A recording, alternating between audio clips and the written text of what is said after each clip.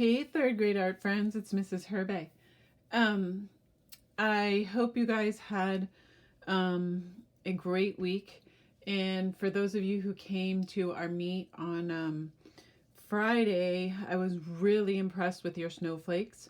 For the rest of our friends, I hope that you were able to have as much success as everyone else did.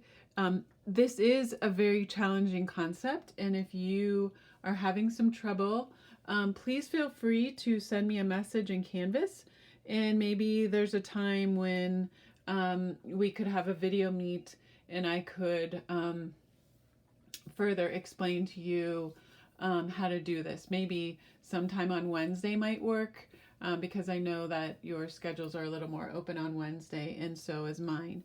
In any event, if you finished drawing your snowflake and you went ahead and outlined it with a Sharpie or a thin black marker, there's a couple ways that we can think about finishing our snowflakes.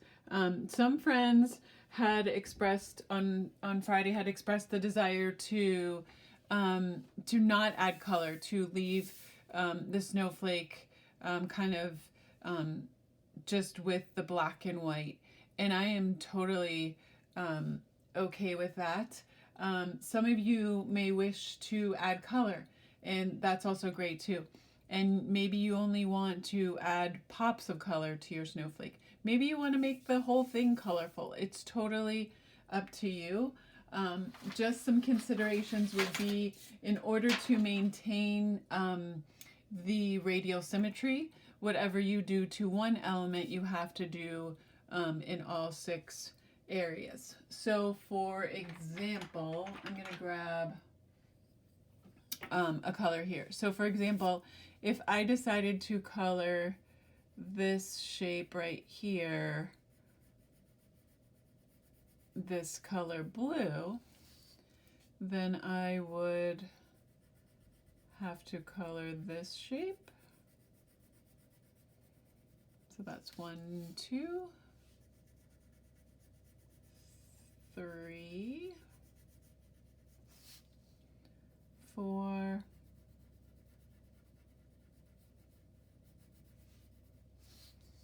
5,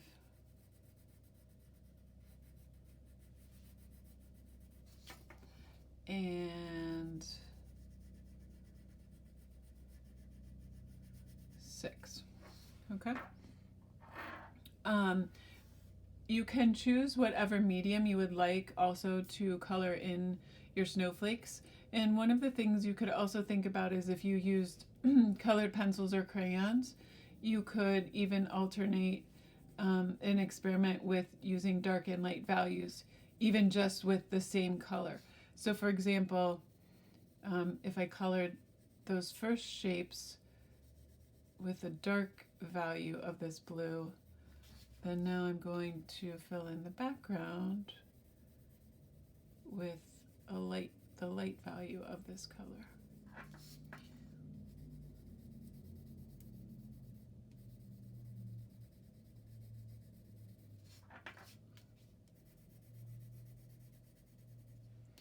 And see how it's kind of nice.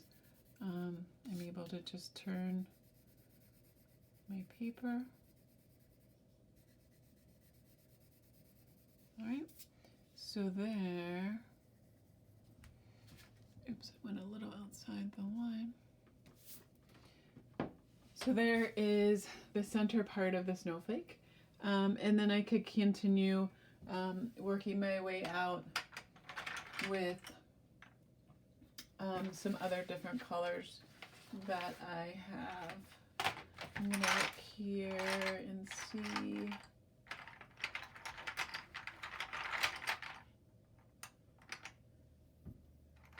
Let's see.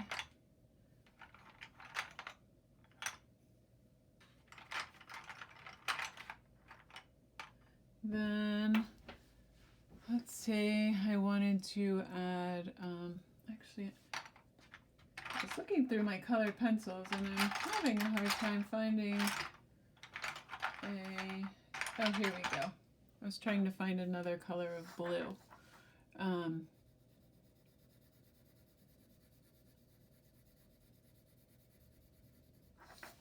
maybe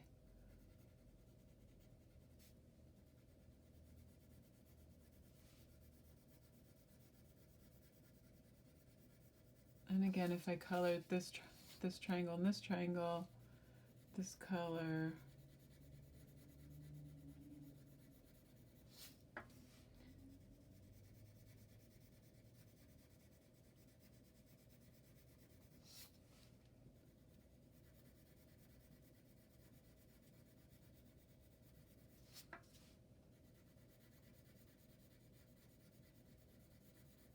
all right?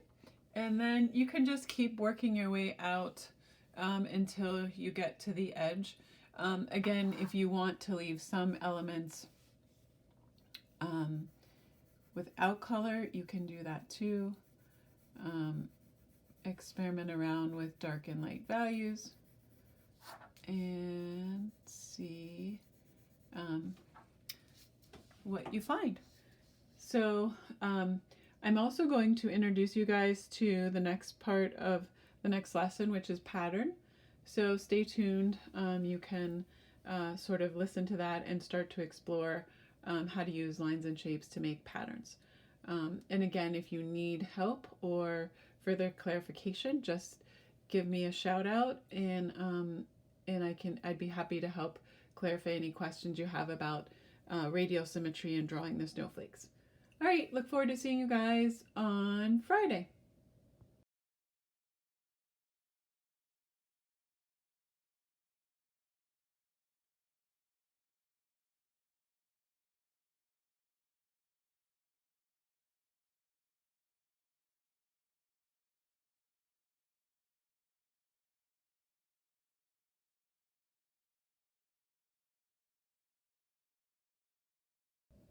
All right, guys, when you're finished with your snowflake and you've added the color that you want, then what I'd like you to do is to take a picture of it and upload it to the assignment link on this week's Canvas page.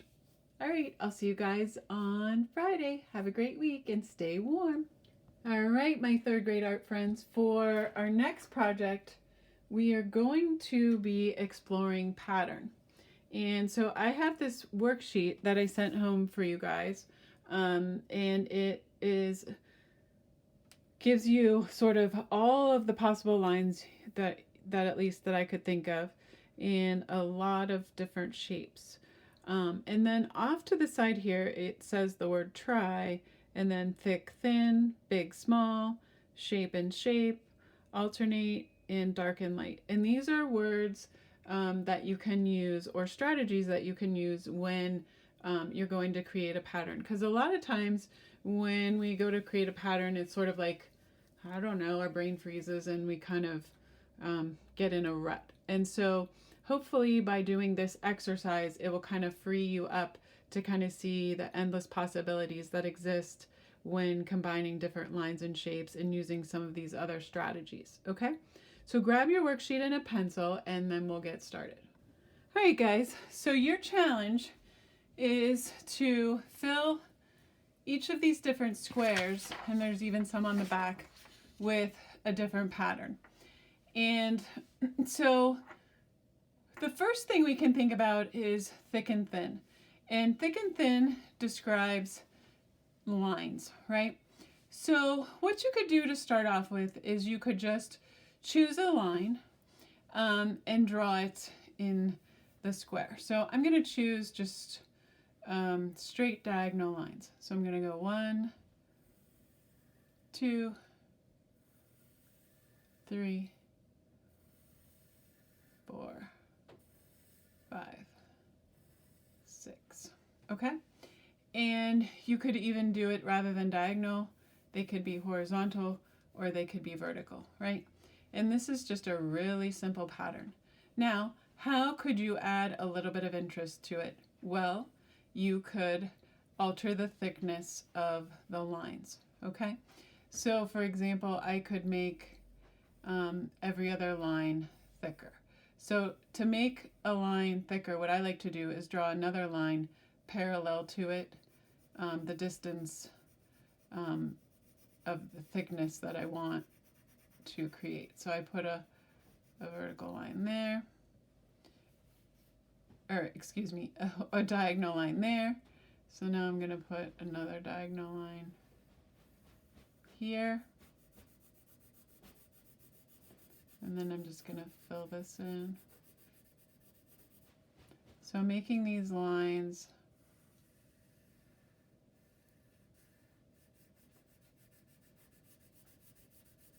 thicker.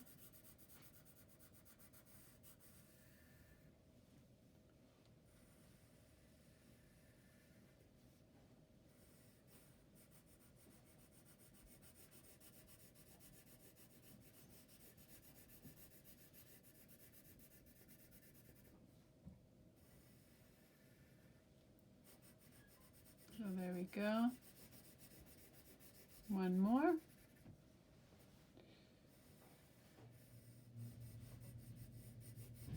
Okay. And I could probably squeeze one right down in here. All right. So there, now I made all the lines thicker, but there aren't any thin lines. So some of the options could be that I add a thin line in between the lines going this way. Maybe I do thin lines going in the opposite direction. Maybe I fill these spaces in here with thin lines. So it's totally up to you how you want to mix and match the thick and thin.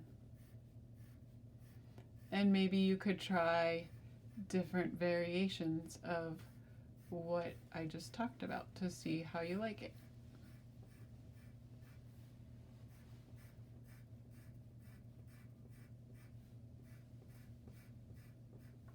Okay, so what I want you to do is go ahead, choose your first square and think about creating a pattern using thick and thin lines. All right, so our next challenge is big and small, and that relates mostly to the size of our shapes, okay? And so a lot of times we could just create a pattern by drawing random, filling the space with the random shapes, right? So for example, I could just fill this with circles, but it wouldn't look very interesting. So maybe I could try varying the size of the circles. So for example, maybe there are some circles that are bigger and some that are smaller. Maybe there are some that are medium.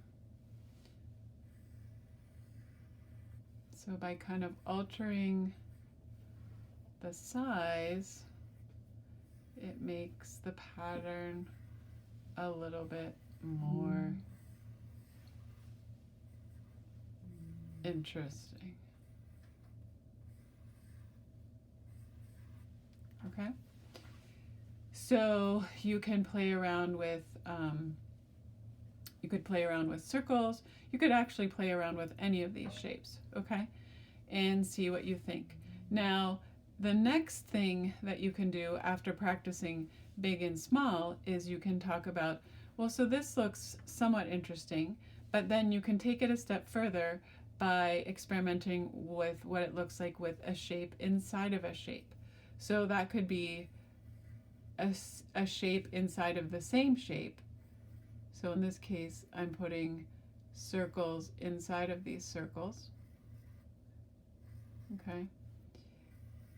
You could do it once, or you could even do it a couple of times, so that you're even going even more shapes within a shape. Okay.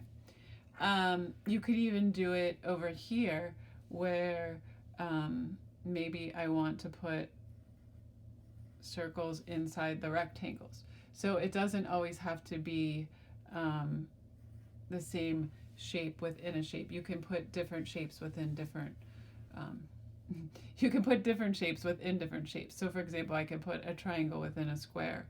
I could put a circle within a square. So you can kind of play around with that. So go ahead. Your next square will be to play around with drawing shapes that are, create a pattern where you have shapes that are of different sizes, that are big and small. And then also, so that would be one square. And then in the next square, create a pattern where you use shapes that however you want to, but then that you would create a shape within a shape. Okay. Maybe to give you one more example, let's say, let's create rectangles.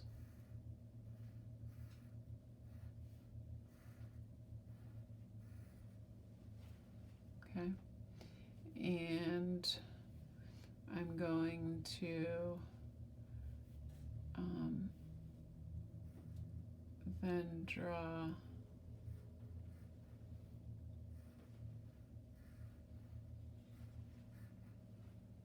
shapes within those shapes. So they're getting, so they're big, medium, and then small. So I'm kind of tackling two birds with one stone in this pattern. And in this case, I'm trying to, this pattern isn't random like the circle pattern, but I'm kind of trying to make these rectangles in even rows. Okay.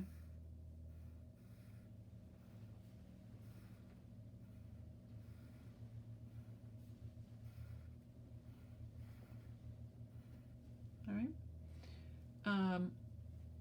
Other shapes that I could do in here, or as if I divided this in half. Hey, check that out. Now I've got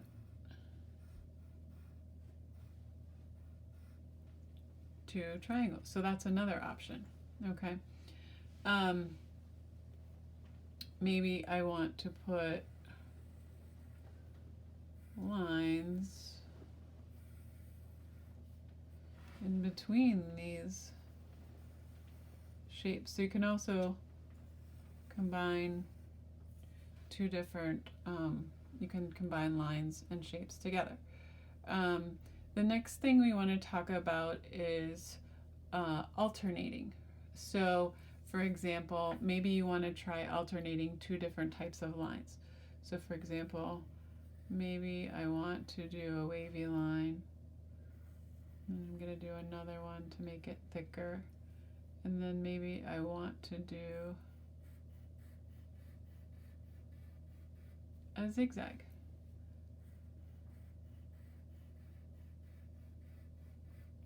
Then I want to do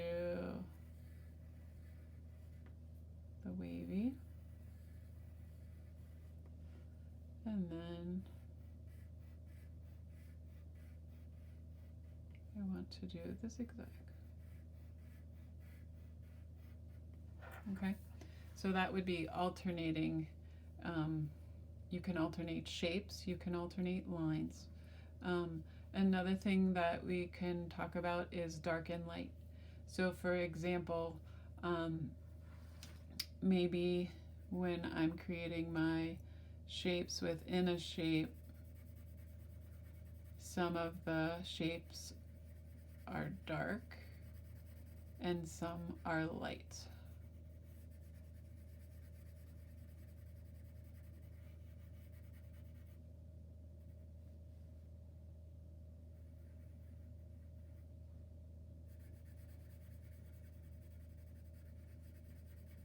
And what that does is the dark and the light creates a contrast in the pattern, and it makes it much more interesting to look at.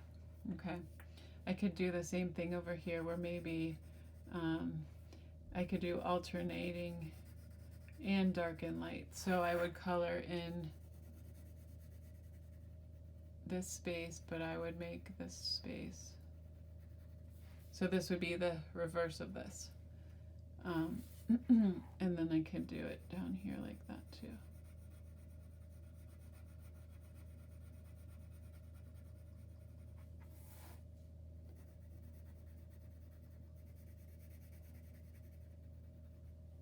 So take a few minutes and kind of play around with these concepts that I just introduced to you. We'll be exploring them in a little bit more detail next week too, as we begin a project where we're kind of exploring pattern. We're also going to be exploring texture along with the patterns. So kind of, I hope this sort of was a little bit of an inspiration for you guys, and I can't wait to see what you create. Hopefully you'll come to the meet on Friday, and we can share our patterns, and we can even explore making some more different types of patterns. Have a great week and stay warm.